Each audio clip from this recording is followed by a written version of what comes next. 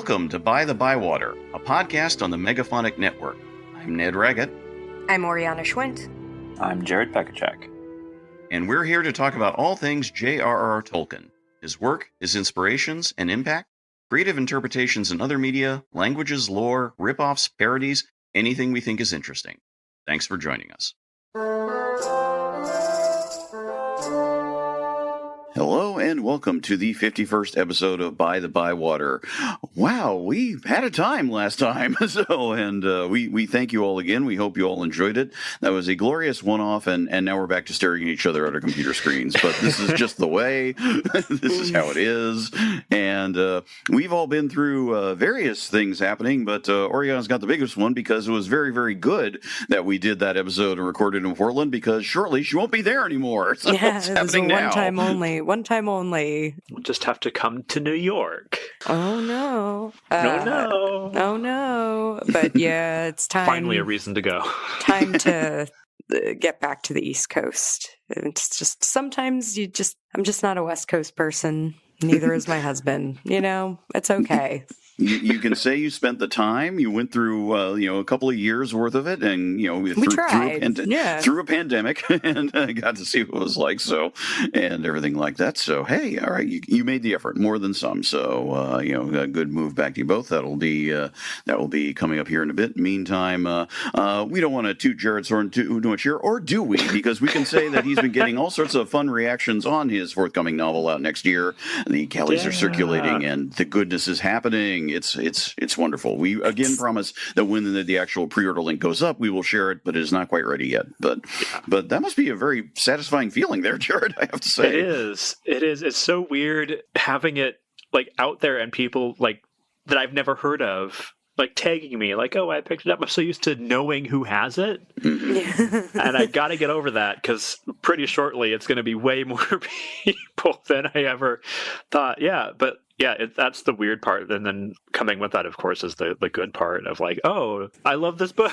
The reviews, or, the blurbs, the people who have, gotten to read it so that they can provide blurbs have been beyond enthusiastic. And that's so fucking cool. It is really cool. Very, very cool. In the meantime, swinging back to Oriana a bit, give her some extra cheer, because she has been on the picket lines. She has been down there fighting for writers' rights at the WGA strike. So you were just down there for a couple of days, or sort of like a quick visit? It was a quick visit. It was originally tied to this screenwriting contest that I won, and they were doing some kind of event, and I was going to be down there for that. And then the writer's strike happened. I have a lot of vested interest in this strike ending and the AMPTP giving a fair contract, because just before the strike happened, I closed on a development deal with Warner Brothers Television, and I would like to do my part in that deal. I would like that to happen. So here's hoping that the money grubbing studio executives just kind of come with actual negotiations.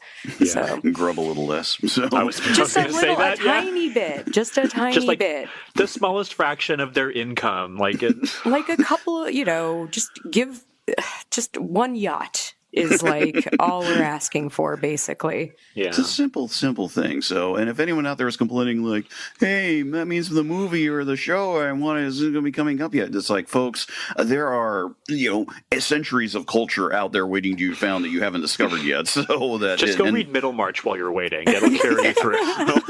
Plenty that's out there. Sure, some of it may be suddenly disappearing from services, but But speaking also, of which, I do think that one form of resistance that I have seen a lot of is, writers, these pampered Hollywood writers are getting paid so much, and how dare they? And it's most, all of the TV writers I know are really, really struggling, and they are extremely talented. And the way the industry just works now it doesn't actually work. We have people who have sold TV shows going on food stamps, and that's just not okay. So, keep that in mind if you think TV writers make a lot of money. They actually don't. Hooray. Most don't. Yes, we'll throw a couple links in the show notes for both support and also some illustrative interviews. One recently with Michael Schur, which was very, very good. Came up with a really good baseball analogy that actually really worked very well. So credit to him. And we'll also throw a link into my friend Joy Press's article in Vanity Fair with the Hollywood Teamster boss Lindsay Doherty, I don't ever pronounce her name, who is pretty much that's an ally right there. It's sort of like you. I want to sit down with you and have a beer or whatever. So anyway, the good fight is being waged. More to say later. In fact, a little more to say kind of in the news. But let's get to the news. There is actually some of a mixed variety. So Jared, please go ahead and take it away. It's been something of a quiet month in terms of direct Tolkien news in general, but in terms of adaptations, there's a lot. On the one hand, the appearance of a variety of Rings of Power cast members at an Emmys for Your Consideration event provided a number of small teases and comments about where the next season will go. Morvith Clark mentioned a life-changing experience for Galadriel as she works with the ring Nenya. Peter Mullen, who plays King Durin, hinted at more tangled problems with the ruling family. And in an honest yet still hopeful discussion, Ismael Cruz Cordova spoke frankly about the bitter racist reactions to his casting as Arondir, but also about the wider support he's received both in the production and well beyond it since then. All well and good, of course, but among other things, there's still a little problem about the plot points and writing from last season and how that will be carried over, and its flaws compounded in this one. And about that, the WGA strike has impacted numerous productions worldwide. However, per a Variety story, Amazon pushed to have the final 3 weeks of filming left on the series done without any involvement from writers or writer-producers on the series, leaving it to the directors and non-writing executive producers to handle it instead.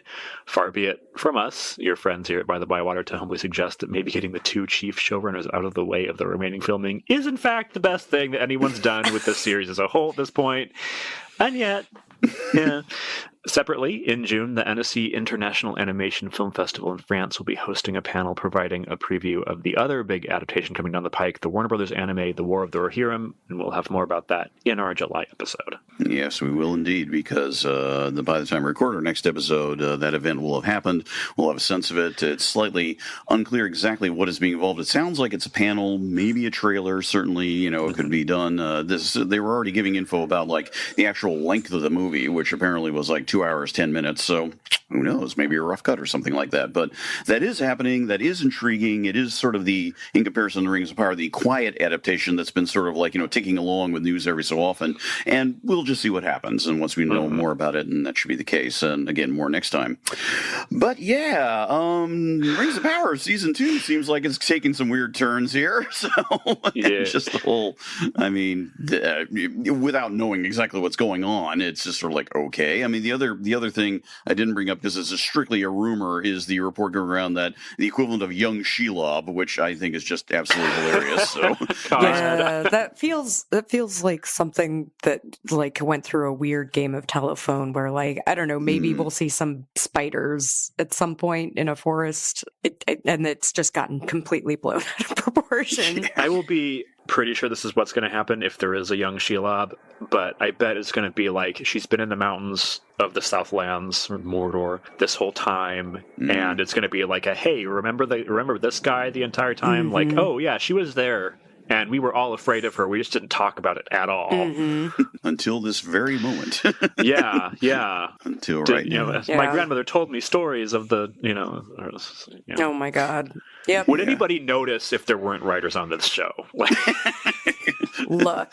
Well, I'm not. It is important in general to have writers on set. I will say that much. Can you explain why? Because people talk about this, and I don't know if everybody knows why it's important to have a writer on set. Yes. Very good question. So, TV is difficult to make. You don't just write a script and then they produce, the actors say the lines exactly as they've been written in that one draft that you did, and everything is shot exactly the way. That just isn't how it works. Often, every episode of TV that you watch went through like sometimes a dozen like script drafts to get to where to what you actually see on screen.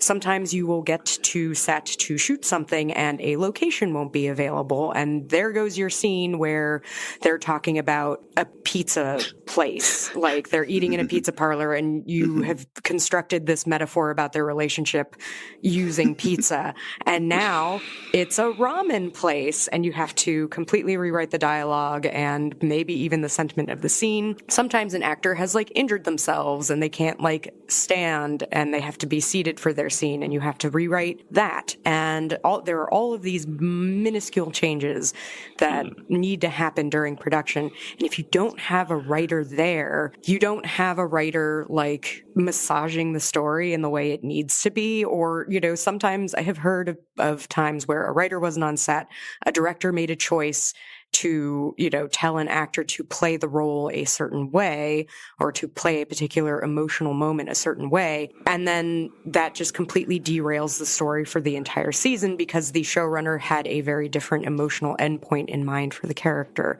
So it can really mess stuff up. I'm sure this happened a lot on The Rings of Power. I don't really know exactly how many writers they had on set at any given time.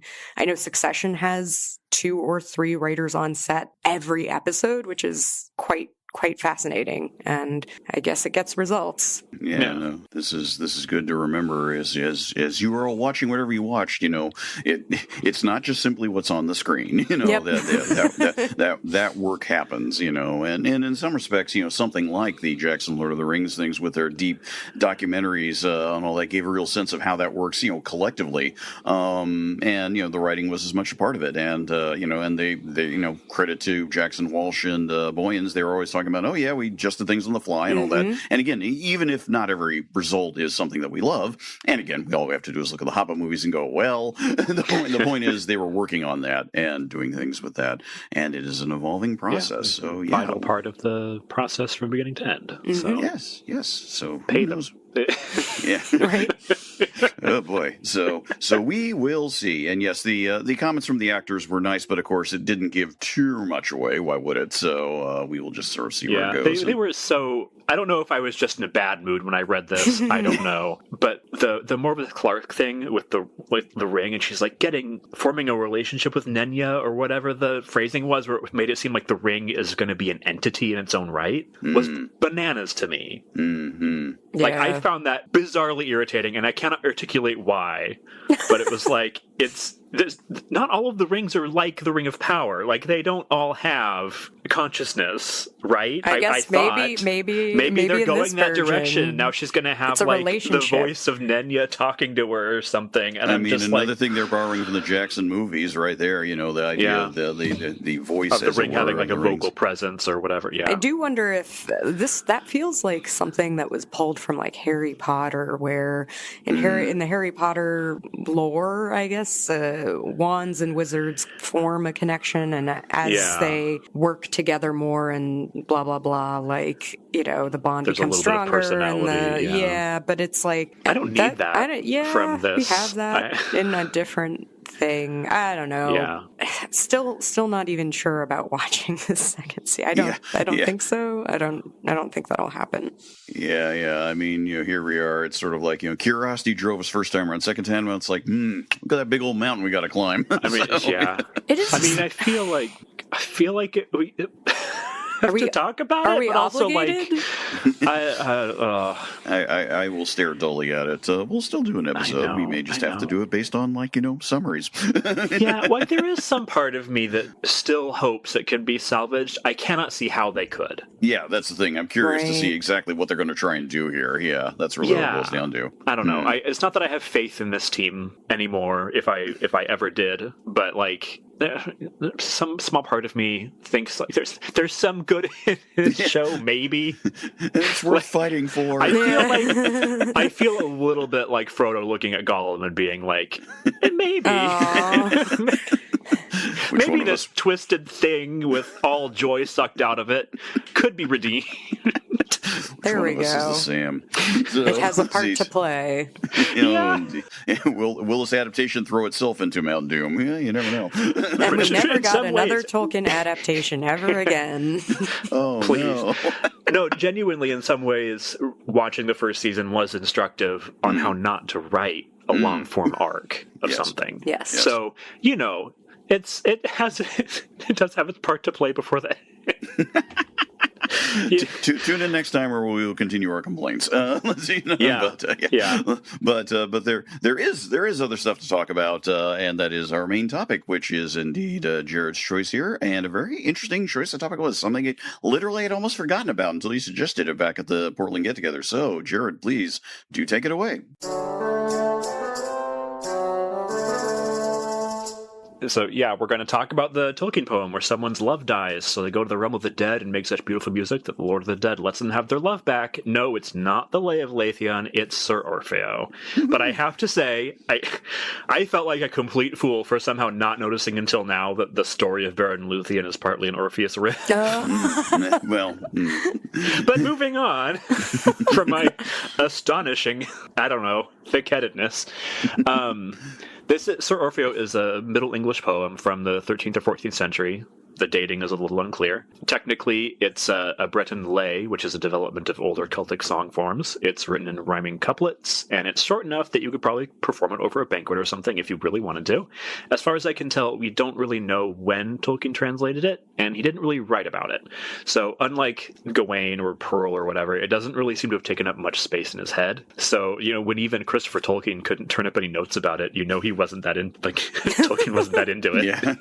There's no notes. And if you get the edition of the book that has Gawain, Pearl, and Orfeo in it, Gawain and Pearl both have these long introductory stuff about this is my father wrote such and such about it, and Sir Orfeo is a paragraph of this is the story of the actual manuscript. Yeah. So it sank without a ripple for him, I guess. It retells obviously the story of Orpheus, only transposed to medieval England. Instead of Orpheus, we have Sir Orfeo. Instead of Eurydice, we have Herodes. Or whatever, I don't know how to pronounce it.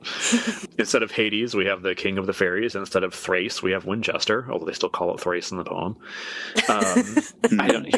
Which I think is interesting to me, and we can get into that later about why that is interesting to me. Orfeo and Herodes are king and queen of heavy air quotes Thrace. In addition to being king, Orfeo is still Orpheus, so he's great with a harp and singing and whatever. And one day, while out in the garden with her maids, Herodes lies down for a nap and wakes screaming. She pretty much goes mad. She's non-responsive. She's harming herself, and she has to be restrained in her bed. And it's not until her husband comes to see her that we learn what's troubling her. She's had a vision in which the King of the Fairies informs her that he's going to steal her away from beneath a grafted tree in the orchard. And despite Orfeo's best efforts, like this wall of soldiers or whatever, this is exactly what happens. And Orfeo is so upset that he decides he cannot look at another woman ever again, and he leaves his steward in charge of the kingdom, puts on some sort of raggedy pilgrim garment, picks up his harp, and leaves. Because women don't exist outside of his kingdom, I guess. And he wanders for 10 years, gets grosser and grosser, plays the harp for some animals and stuff, and finally comes across the fairies who took his wife, and his wife is with them, and he's able to follow this group into the fairy realm, which is also sort of the realm of the dead, which is kind of standard for Celtic, fairy tales. And other standard, Orpheus stuff ensues, he plays so beautifully for the king that the king says he can have whatever he wants as a reward, and Orfeo says, I want that lady right there, and the king is like, but you're so gross, and she's so beautiful, it would look ridiculous. And Orfeo's like, but you promised. And I don't remember any of this from Greek mythology, so I don't know. But he gives it back, because he promised. And so Orfeo and Herodes get back to Thrace or Winchester. The story's not quite over because it's not a love story, apparently, because Orfeo has to make sure his steward is still loyal. So once that's ascertained, we get the happy ending of the steward inheriting the kingdom upon Orfeo's death. Sure. And that's the plot. And there's not really that much to it. I wanted to talk about this poem because I enjoyed Gawain and Pearl so much and thought there might be some fun Tolkien tidbits to pick up here. But honestly, I didn't have a fun time with this. It was okay. That's my hot take. It was okay. It was fine. But we can get to what I thought later. Right now, I guess I'm most curious if either of you enjoyed it. How successful is it as a poem in his translation? Obviously, I don't think any of us read Middle English, so I did try. Does it work for you in his version? Because I think for me, and again, I'll get into this once you guys have talked, it didn't work for me completely in his version. No, there are certain certain rhymes and where I'm like, this rhythm is weird. It's off. These rhymes are kind of like janky, kind of a reach. I feel like it's not necessarily his best work, but I do find it interesting that it's a happy ending. Like that, I went into this because I hadn't read it, and I was like, oh yeah, and I'm waiting for the turn where the Fairy King is like, okay, you can have her, but you can't like look at her until you leave Fairy. And he can't resist, and that didn't happen. And I was like, this isn't actually about, it's not a love story, it's about a faithful steward and looking kind of gross. It's about promises and keeping them. Yeah. Which is very interesting to me. I have finally finished David Graeber's Debt, the first 5,000 years, which is a really, really great book. And yes, I promise it has something to do with this. I trust you. I trust you. Yeah, go for it. Where, debt originates as a promise, more or less. Contracts and our entire economy, monetary policy is built on like belief and faith. That so you beautiful. Will, just like fairies, right? Just like fairies. It's all made up. It's all based on belief that you will fulfill your promise, that someone somewhere will fulfill their promise and hold to their word. So it is interesting to me. I do. I do. Sorry.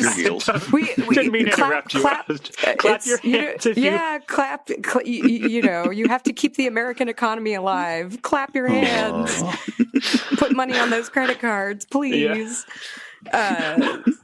So that actually was the most interesting thing to me. And also it's just a nice little Easter egg to know that this is where surely the idea for the mechanism of like getting the Silmaril from Morgoth's crown came from. Yeah, for me, what was interesting about this, there are actually a few things about this that are interesting to me. Talking first about the poem itself, I did have to remind myself a few times, and I was like, okay, all right, Tolkien didn't write this. Yeah. He translated it. And per Oriana's good point, the fact that it is a happy ending is, I think, even though he wrote nothing about it, explains why he was so interested. It is a small example of eucatastrophe, to borrow his own created term, about something where the turn is not disastrous, but glorious in the end. And if on a relatively smaller scale. And that really just intrigued me. Yeah, I was kept, like Oriana was saying, I kept waiting for the other shoe to drop. And when it did not drop, I was like, what? Wow, where are we going with this? So this is not really what I expected. But there's more details and things I'll go into a bit there. However, the thing that sort of leapt out at me kind of was this: we are used. When I say we, I collectively mean the culture. Let's say the last 100 years or so. In a Western / Anglo-American context, Anglo-American European, that the idea that there are these old stories and we will revamp them and we will reinterpret them. Think of all the endless stagings, modern staging, alternate stagings of Shakespeare, or things like that. Speaking of someone who borrowed from fairy tales, especially older ones like this, because he obviously did. Look at King Lear. Among other things. So, or myths, if you will. So this was an interesting example of someone creating something syncretic centuries ago, a reminder that, okay, all right, people have been revamping and readapting stories or scenarios through the lens of where they're at right then and there ever since one could do that. I mean, this is something that is not, strictly speaking, is not really a surprise to anyone who knows their art. All you have to do is look at 8 million biblical illustrations over the course of like 2,000 years, especially New Testament and all that, sort of like where it's, here it is, Jesus and whoever, but the setting is like, 15th century Italy or wherever it is. They're wearing doublets and drinking. Yeah. So it's a natural, it's a very natural, one could say human, or at least certainly in certain cultural contexts type thing to do this. I'm not saying it's necessarily universal, because that I think sort of speaks to questions of how societies, cultures, however defined, view things like literacy, time, the storytelling tradition, what that means. Is something carried forward, especially if something is not in a changing or accelerating society, which I think drives a lot of this in turn. This is a deep well, and I'm not going to go further down it. But it is something that, to my mind, is just very interesting. It's the type of thing that if you had told me, oh yeah, it's an ancient Greek myth and it's a Celtic fairy tale smooshed into one, I'd be like, that sounds like something I could see someone somewhere in a writer's room coming up with, or somebody in a little fanzine context doing. But no, it was some utterly unknown person 600 years ago who, wherever they were borrowing it from, and if you look up the story on Wikipedia, it indicates its own roots. It's sort of like, put it together. It's like, okay, it's sort of like, these things happen. And I think it's interesting to see in that context. There's more I could say, but I don't want to just keep going. So maybe punching back over to you, Jared. So you and Ariana more mentioned about the mechanics of the poem, or especially as translated. Is it, what would you say tonally is something that doesn't work for you in the translation, at least? So it is the rhyme and the meter. The lines are too short to breathe, and I think that's inherited from the original. They're very short lines, and the insistent rhymes are a little like, it's a bit of reach. It feels like something that he did as a very young man. It doesn't. Yeah. It doesn't have his voice the way that Gawain does in some ways. So it just feels like an extremely minor effort from somebody who hadn't yet become the artist that he would become. But I don't know. The more interesting things to me about it were not reading it, because again, it's very like sing-songy, nursery rhymey kind of stuff. Yeah, kind of unsophisticated.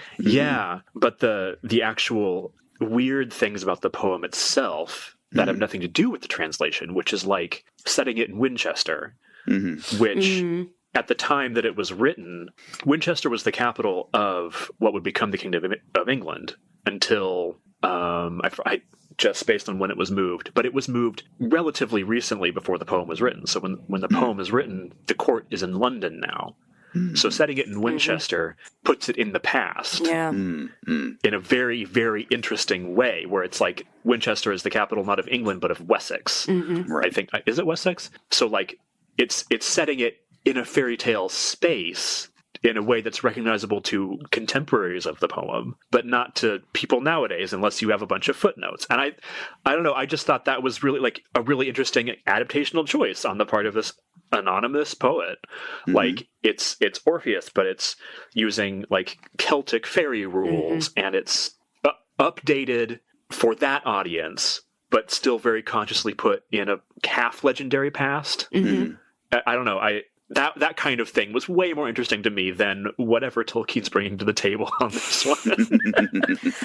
Or like the symbolism, I don't know, maybe motif is a better term, of the grafted tree, which comes up a lot. Like that's where Hyodas is sleeping when she gets approached by the Fairy King, and it's mentioned a lot. And this idea of grafting, where you take a root from one tree and attach a different tree to it because it'll grow better that way. And like at the end of the poem, that's basically what happens to the royal house of Thrace. The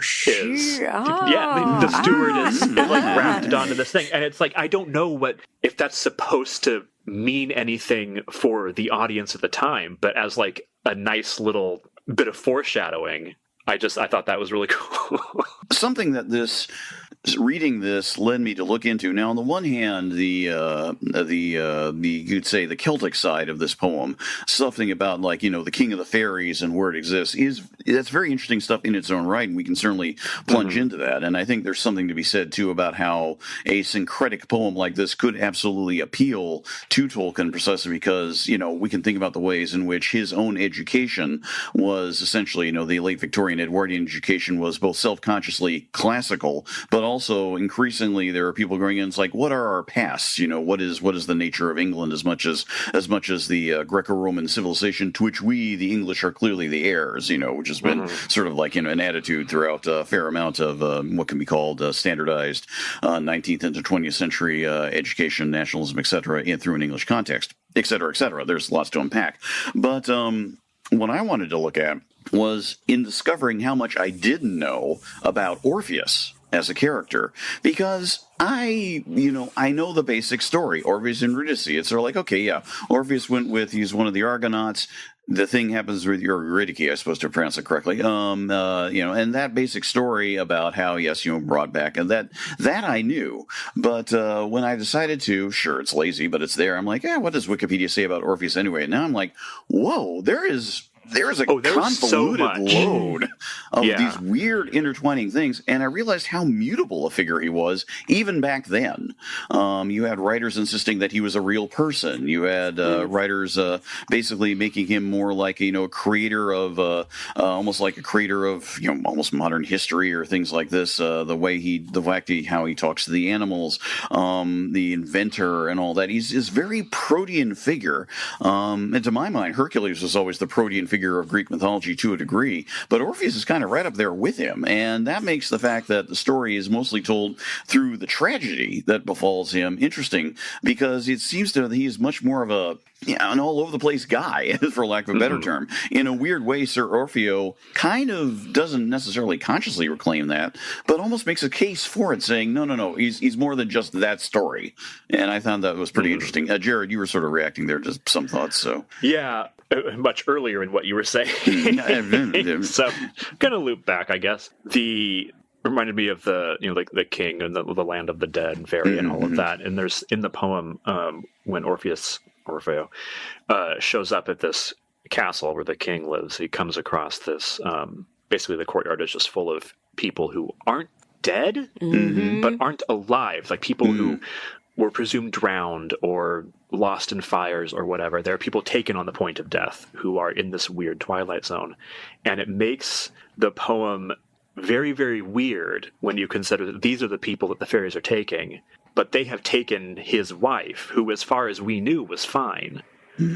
So there's this weird undercurrent of like, she was going to die, possibly, and they have taken her. By bringing her back to the realm of the living, he's upsetting the natural order in some way, like he's ending his own line because she is not alive anymore, no matter how much back she is.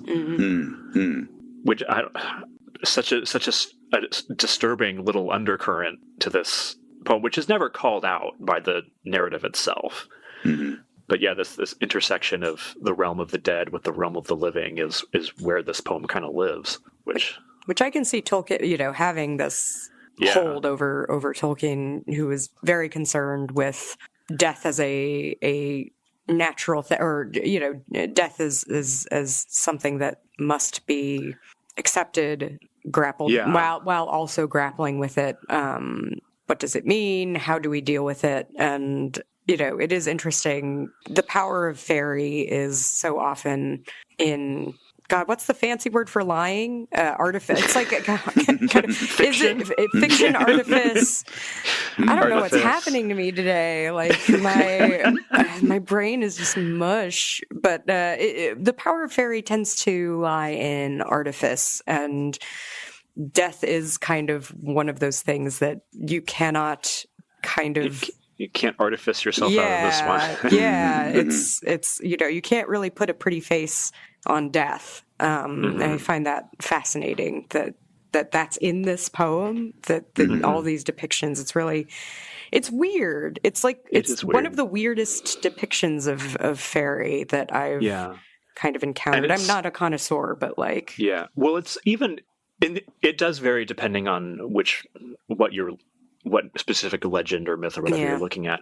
But I think it is kind of significant that this version of fairy, nobody is quite dead.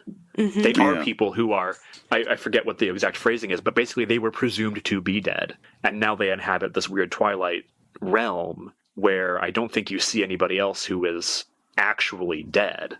They're just I don't know, the ones who kind of are in between. Right. So it is a little bit different. There are other versions where this is where the dead are, or not versions of this story, but other versions of Celtic fairy where it is explicitly the realm of the dead, and it just makes it a little more unsettling when it's like it's not quite grappling with death. He's not getting his wife back from death. Mm-hmm. That would be a step too far, I think, for this poem. Yeah. He's getting her back, but he's getting her back from this strange liminal place, and what he gets back is kind of liminal. Like I was reading this one piece about it that pointed out that the last time she speaks is before she's taken, I think. And when she's back, you never hear from her again. The steward speaks, Orfeo speaks, and I don't think it's just that it's like she's a woman, she can't talk. It's something is missing from her, even though he has recovered her. That's a good point. Let me read the bit actually where talking about the where Orfeo finds all these sort of half dead people, because it's one interesting too. You'll get a sense of what we're talking about and sort of the choppy, quick, simple, shall we say, nature of the rhymes in translation, but also just a sense of how just unusual the section is. So then he, being Orfeo, then he began to gaze about, and saw within the walls a rout of folk that were thither drawn below, and mourned as dead, but were not so. For some there stood who had no head, and some no arms, nor feet, some bled, and through their bodies wounds were set, and some were strangled as they ate, and some lay raving, chained and bound, and some lay in water, had been drowned, and some were withered in the fire, and some on horse in war's attire, and wives lay in their childbed, and mad were some, and some were dead, and passing many there lay beside, as though they slept at quiet noontide. Thus in the world was each one caught, and thither by fairy magic brought. There too he saw his own sweet wife, Queen Herodes, his joy in life, asleep beneath a grafted tree. By her attire he knew 'twas she.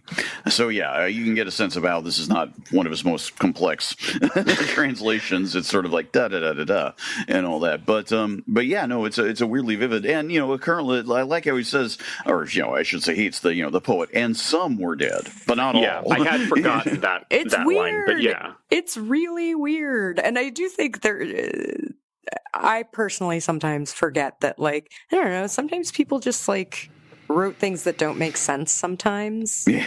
It's not everyone just because it's old doesn't mean like, oh well, this is very specific and like intentional. It's like, I don't know, maybe you just forgot. Building at this stage in Western literature. They might have been being paid by the word, but they needed to fill out the page. Right? Like it. Oh well, it just kind of sounds cool, so I'm going to say this. Like I think that might be what happened here. It's entirely possible. I do wonder, thinking about where this translation came from, is it's sort of something that it could well be something that he did either as a younger student as almost like an exercise, just to be able to say he could do it, and one reason why he didn't spend more time. It's like, okay, there, I've done it. Or maybe it was used as some equivalent of a teaching aid in one of his classes. However, the description from Christopher indicates, there are no associated notes or anything like that, which would probably more indicate if he was using it in a class context for instruction. So it's sort of like, it renders the odd little mystery of why this poem to a degree. But looping back maybe on sort of Orpheus as a figure and all that, it's interesting how the Orpheus legend has become, especially the more sorrowful read on it, for lack of a better term, has become the standard one as opposed to this rather hopeful one here. It's come down that way, and how that's interpreted, as I'm sure Oriana is thinking of, and I will pitch off to her. It has recently been a thing in Broadway, thanks of course to the musical derived from the album Hadestown, which I do not know if you're a fan of or anything, but if you happen to know it more than I, and I only barely know a bit about it, would you mind explaining it to our listeners who might not be aware of it? Yeah, so I never actually ended up seeing it because it came out just before the pandemic, I think, and tickets were impossible to get. It was another kind of not quite Hamilton situation, but kind of. And then we moved. Hamilton for the art school crowd. Yeah. But I do love the the original cast recording that was like before it actually hit Broadway. That's actually my favorite recording of it. Anyway, I really enjoyed the recording of it, at least. And I have seen clips, and it is like a really, it's the sad version. But it is, hopeful, and yep, it's great. Well, maybe if this helps as a hook, and it's another example of how the story can be, how the basic story can be used and grafted onto different contexts. So we have Sir Orfeo with something more in a backward-looking medieval context in a medieval time, as Jared was noting there, whereas Hadestown is sort of like, you could say it's, I don't want to say entirely backward-looking, because American capitalism is what it is, but it is essentially an industrial capitalist nightmare scenario that they find themselves in, and we're meant to sort of see it through this realm of how an ancient myth can be something, fed into this particular context and have a resonance that way. Yeah, it's sort of, I don't know, it sort of reminds me of Total Recall, like the Paul Verhoeven original, Recall, in that we have this underclass of laborers who are oppressed and, by this one horrible man. Although, in Total Recall, the man does not learn to like sort of reconcile with his own wife, which is very much a really interesting, cool theme, where Hades and Persephone, like a lot of it actually, it revolves around their marriage in Hadestown and how much Persephone resents him, and but it's like Hades wasn't always like this, and it's sort of like marriage counseling through Orpheus's song almost. Really? I've never listened to it, so I really, really enjoy it. It's worth a listen. I know, I thought everyone loved this, but I was talking with someone a few months ago in LA who was like, it's just like the staging is just so amateurish and like black box theater, and I was like, oh no, okay. I just think it's interesting just to have something, and this would hove off into a whole area, so we'll just keep it at this, to have something after all the jukebox musicals we've gotten, something was actually created as a musical from an album that someone wrote and created specifically as a song cycle. So it's like, oh, well, that's a little different, so credit to them. We'll throw in links and show notes there as we go. Maybe something, though, to talk more about, I mentioned Eucatastrophe, something of the details where Tolkien would have really, this is the part here that actually, in the story, in the poem, that makes me most think of something that Tolkien would do, even though, again, he did not do it. He's translating. And yet this is sort of like, okay, this is the ground level thing that I think Tolkien can be good at more than once, as opposed to living on the heights as he has, I think, Pippin say at one point in Return of the King. So it's about how how the King of Fairies having released Herodotus, the two of them now make their way back. And again, no need to worry about looking behind them. They can barely do that as much as they want. And just keep walking and talking or whatever. Long was the road, the journey past. To Winchester he came at last, his own beloved city free, but no man knew that it was he. Beyond the town's end yet to fare, lest men them knew, he did not dare. But in a beggar's lowly cot, but in a beggar's narrow cot, a lowly lodging there he got, for himself and for his wife, as a minstrel poor of wandering life. He asked for tidings in the land, and who that kingdom held in hand. The beggar poor answered well, and told all things that there befell.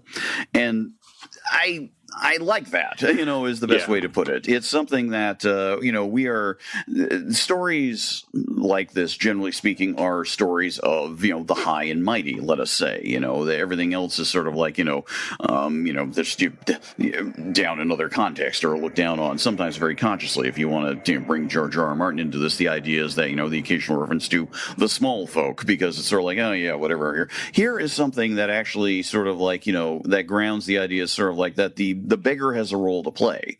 It's something sort of like, oh yeah, please, I can't give you much, but here's this. He doesn't. The poem does not dwell on this, but I like this little moment of something like, yeah, if you had told me it was a Tolkien original, that might be the moment that tells me it's a Tolkien original. It's not necessarily something new he would have created himself or anything like that. I'm not saying that there isn't anything like that before in literature. Far from it. But it's the type of thing I can sense him doing. It's the type of the touch that I can sense him doing thing where it's sort of like, just sort of, rather than it being a thing, it's sort of like, hey, just sort of down here and what's going on, and just sort of having to deal with the events that are way above everyone's head. And I think that's just an interesting touch. I'm not saying this is what drew him to the poem by any means. Again, without any context, we have no idea.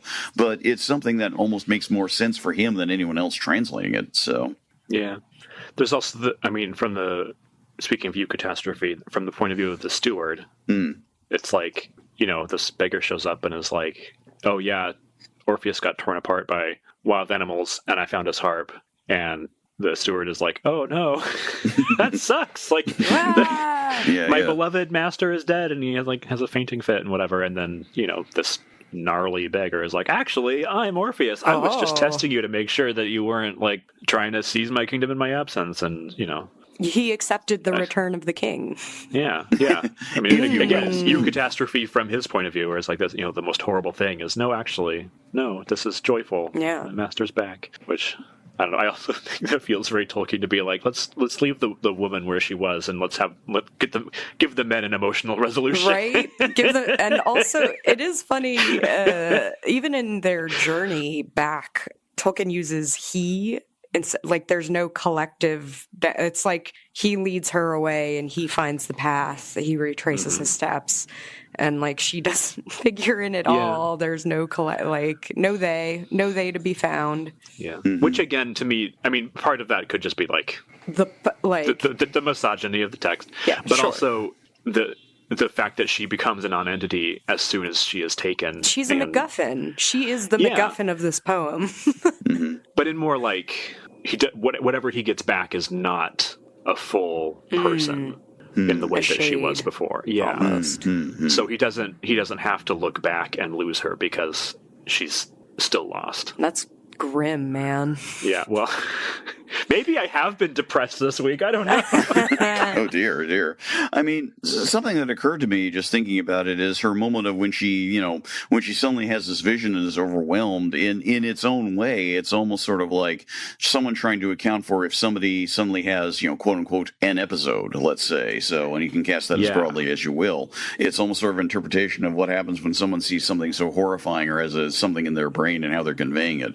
I'm not saying that is what the original poet was intending, but it's an interesting way to sort of interpret it. It renders the mystery of how she is eventually taken away all that much more quietly terrifying, because it's just one of those things like, how could something like this seemingly happen out of nowhere? And ultimately, no real cause or explanation for it exists. It just is. Mm-hmm. And it's sort of like what happens when you deal with something that's implacable and yet are somehow able to make something out of it. That's great, but that also emphasizes the fact that this is not quite the world we know. It is something very, very strange. And maybe on that level, thinking more about one of the things that sort of signifies, I'm sure, to the audience that that where the King of the Fairies is of the castle is so unusual and strange is the description about how it's a totally flat plain. Mm-hmm. That there's no mountains, there's nothing recognizable geographically. It's just weird. It's Florida. Yeah. Everything makes sense now. King of the Fairies is just the worst Florida man there ever was. I knew it. Coming here and ruining lives elsewhere. It's like, okay, all right, thanks, dude. Human trafficking? Oh my God. Now that's getting dark. Right? And we were talking about this being a more hopeful version of the story. Maybe not. Is this like the origin of Taken? Like the Taken trope? The Secret came out, so Except Liam Neeson was reading poetry one day. We should like. Oh, that's sweet. Musical version of Taken when. Right? Give it time. They're doing it with everything else. So Disney version of Taken, it can happen.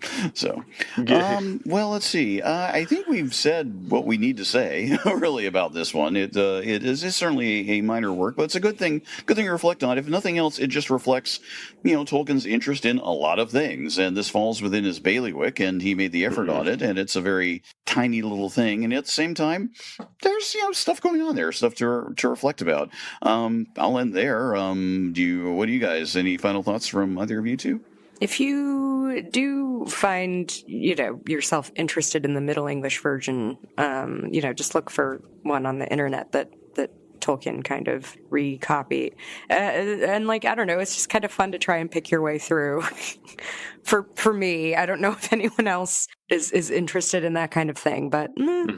Yeah, there are versions you can find that are well footnoted and point out a lot of historical context for the stuff that's going on. I will say I'm having a sort of a similar reaction to this that I had to Gawain, where it's like, it's interesting for the impact that it doesn't seem to have had on his work. Even though, so with Gawain, like he wrote so much about Gawain, but it doesn't seem to have really changed how he himself wrote, this kind of like very artificial structure of promises and and like the very fairy tale feeling that both of them have. After he worked on these things, was he like, I'm done. I know this isn't what I want to do. Sort of a negative influence in a way, despite some of the similarities that exist.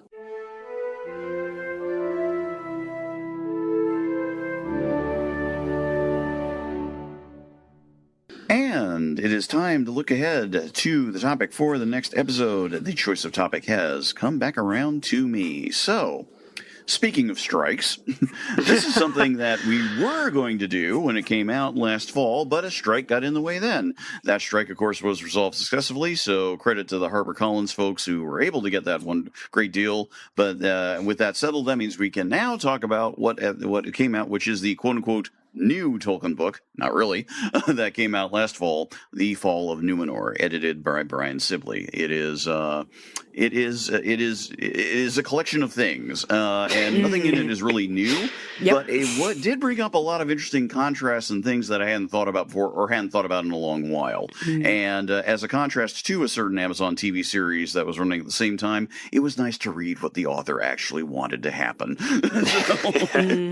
So illustrations by Alan Lee, etc. It is easily out there at this point. I'm sure you can probably find it if you want to get it for fairly cheap at this rate. If not, check your local libraries. But that is what we will be talking about next time, taking a look at that. Any last things before we wrap up here from anyone? Except, of course, good luck as Oriana prepares for remove and all that other fun stuff. Yeah. Woo! Which, like, our next... our next solidarity. Recording will be, like, right as we're packing. You'll hear her taping up boxes as we go. So, and yes. Solidarity to all the WGA folks and everyone out there, especially if some of the other unions, as could be the case, start looking ahead, doing striking themselves. SAG has already made... Some of this is going to be old news by the time right? So we'll have to see. So, who knows? Maybe something transformative will have happened. Wouldn't that be nice? So, as always... I would love a win. Let there be more of it. So, so power to everybody. Thank you again very much for listening. In terms of our social media, you can find us on Twitter or wherever we might be. And, of course, there's always the main page at megaphonic.fm/by-the-bywater. There's also our Patreon that you can use to support Megaphonic and join our Discord, which we encourage you to do. It's a fun place. Talk about Tolkien and talk about many other things besides, including, of course, material that ties in with the other podcasts on the Megaphonic network, which reminds me of a point. Listen in for the new/old, if you will, because it's one of our wonderful co-hosts, Mikey Collins, who is doing his new podcast series Mug Up, which is an interview series with many different folks, and that will be starting with Jared, who will be one of the first guests he's recording tomorrow, and that episode should be dropping around the same time this episode drops. So basically, go to the Megaphonic FM homepage to find out more, and donate. Come on. Patreon's there. We love you for it. It's not that expensive, and it's really, really fun. Thank you again very much for listening, and we will talk to you next time. Until then.